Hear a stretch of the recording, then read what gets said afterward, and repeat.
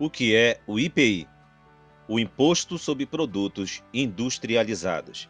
É o imposto federal, instituído ou modificado somente pela União, e o mesmo incide sobre produtos industrializados. Os contribuintes deste imposto são o importador, o industrial, ou o comerciante, ou o arrematador, dependendo de cada caso.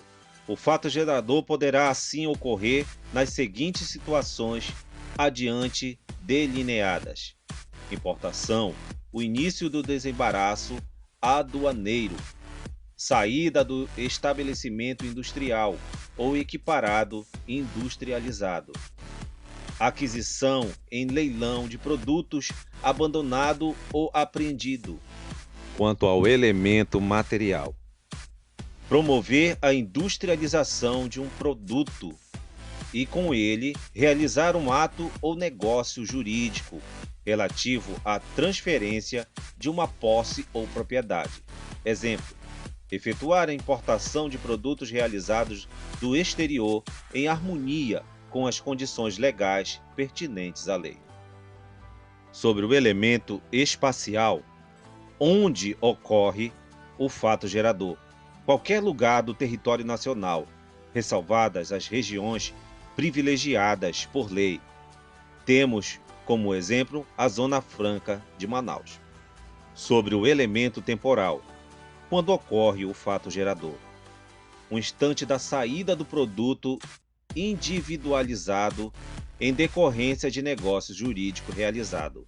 Exemplo: ocasionando o desembaraço aduaneiro.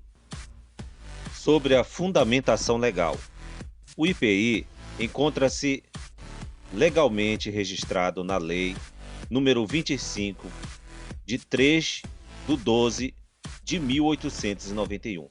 Embora alguns historiadores tenham localizado indícios do tributo na época do Império, o IPI assenta-se sobre os seguintes fundamentos legais: Constituição Federal, artigos 153, inciso 4, normas de competência e princípios gerais especiais. Código Tributário Nacional, artigos 46 a 51, normas destinadas a caracterizar os limites da hipótese do tributo. Lei nº 4.502, de 1964, normas destinadas a instituir o tributo. Regulamento do Imposto sobre Produtos Industrializados, RIP, aprovado pelo Decreto 4.544, de 2002. Normas destinadas a regular a instituição do tributo. Sobre o lançamento, o IPI é lançado por homologação, pois é o próprio sujeito passivo que, a cada período de tempo determinado na lei, respeitando a sistemática de débitos e crédito, calcula o valor do imposto devido e antecipa o pagamento sem prévio exame da autoridade administrativa, cabendo a esta verificar a correção do procedimento e, se for o caso, homologá-lo, podendo ainda lançar de ofício as diferenças porventura devidas. Sobre o sujeito passivo. O sujeito passivo do IPI é o contribuinte, pessoa física ou jurídica, que tem relação pessoal e direta com a situação que constitua o respectivo fato gerador do tributo, conforme o artigo 51 do Código Tributário Nacional. Sobre a competência do IPI. Encontra-se no artigo 153, parágrafo 4º da Constituição Federal. Estabelece ser de competência da União a instituição do IPI. A União, na forma do artigo 153, poderá instituir imposto sobre produtos industrializados. Sobre as alíquotas. As alíquotas do IPI não são progressivas, a elas se aplicando o princípio da proporcionalidade. Ademais, por expressa menção constitucional, este imposto deverá ser seletivo em razão da essencialidade dos produtos, conforme dispõe o artigo 153, parágrafo 3º, inciso 1º da Constituição Federal. E ainda será não cumulativo, compensando-se o que for devido em cada operação com o montante cobrado nas anteriores. Sobre a base de cálculo. A base de cálculo do imposto, no mesmo sentido, varia de acordo com o fato gerador, podendo ser ou o valor da operação de saída do produto ou o preço normal acrescido do segundo e das taxas aduaneiras, ou ainda o preço de arrematação do produto apreendido ou abandonado. O que é o IOF? Assim como o próprio termo pressupõe, o IOF é o Imposto sobre Operações Financeiras, que tem como principal função ser um instrumento da política de crédito, seguro, câmbio, investimento, títulos mobiliários.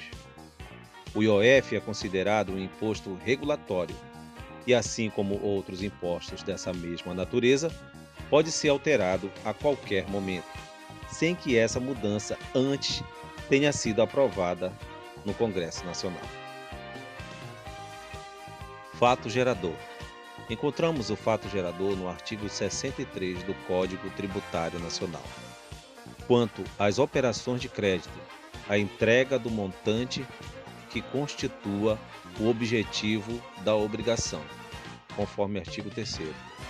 Quanto às operações de câmbio, a entrega da moeda nacional ou estrangeira e, assim, na liquidação do contrato de câmbio.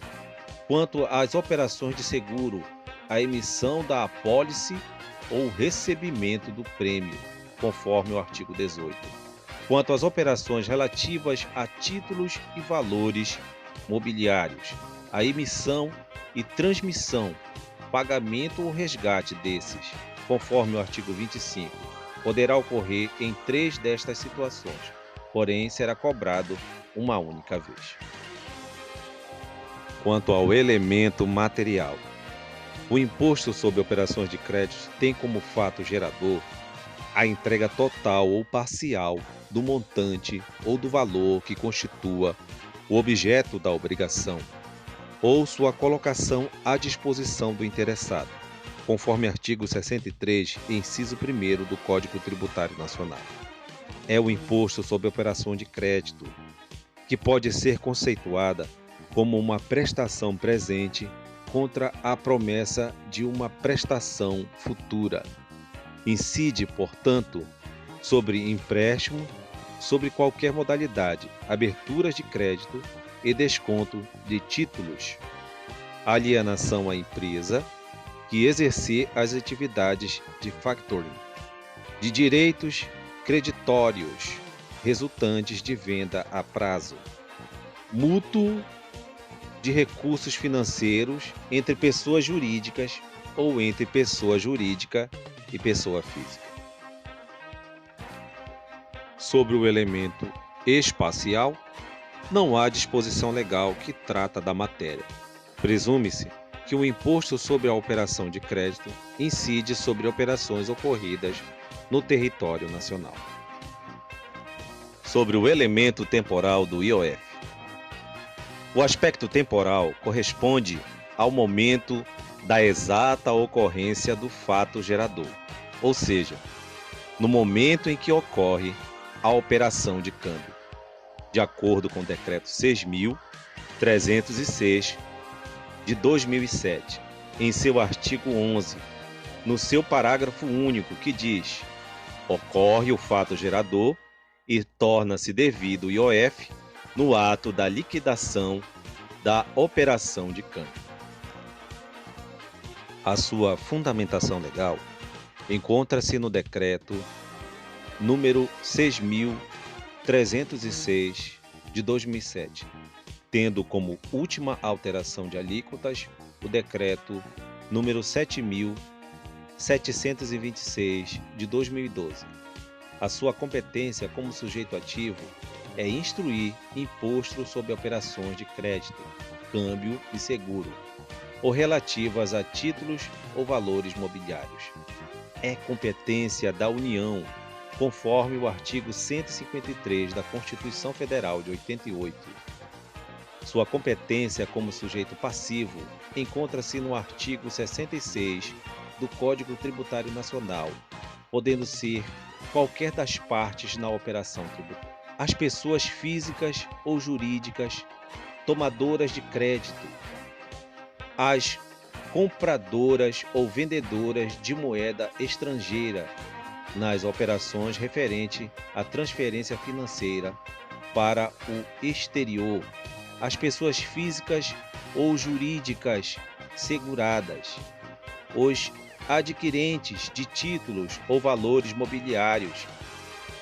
Sobre o lançamento, se dá por homologação, incumbindo ao sujeito passivo antecipar o pagamento sem prévio exame da autoridade administrativa, que deverá verificar a correção do procedimento e, se for o caso, homologá-lo, podendo ainda lançar de ofício as diferenças porventura devidas.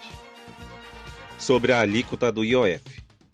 A alíquota do IOF varia de acordo com a operação, podendo ela ser fixa, regressiva ou progressiva. Por exemplo, na letra de crédito imobiliário, o IOF incide a partir do primeiro dia de aplicação. Quanto mais tempo você permanecer com a letra de câmbio imobiliário, menor é o IOF cobrado na transação, até que no 30º dia ele é zerado. Ou seja, o governo utiliza o IOF como um imposto de manipulação. Ele taxa uma determinada aplicação até o 30º dia para que os investidores não façam especulação, ou utiliza o aumento ou a redução do imposto sobre as operações de crédito como objetivo de fomentar ou diminuir a busca de crédito no mercado. Em seu aspecto quantitativo, vamos falar agora sobre a base de cálculo. Encontra-se amparo no artigo 64 do Código Tributário Nacional.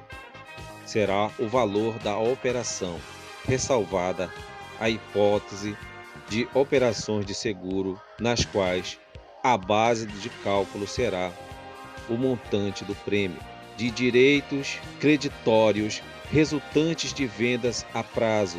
A base de cálculo é o valor líquido obtido.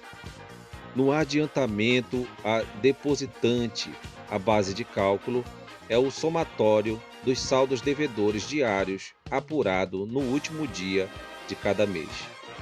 Nos empréstimos, inclusive sobre a forma de financiamento, sujeitos à liberação de recursos em parcelas, ainda que o pagamento seja parcelado, a base de cálculo é o valor do principal de cada liberação,